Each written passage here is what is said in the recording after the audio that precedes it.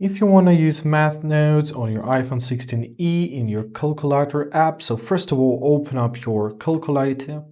Now here at the left bottom corner, you'll locate your calculator icon. Yeah, let's tap on it and let's choose math notes. Now to create a new math note, let's find this note icon, and here we have to choose any kind of tool. So tap here to choose a tool, let it be our pen, why not? And now let's draw. So for example, let's draw something like this. Now to receive an answer, let's draw this equality icon. Let me redraw it because you need to make it precise or otherwise your phone won't understand you. So it's fine. Sometimes it takes a couple of tries before you will get used to it. All right.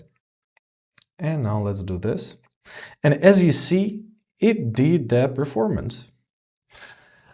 So try it out. For example, we can also try something like this.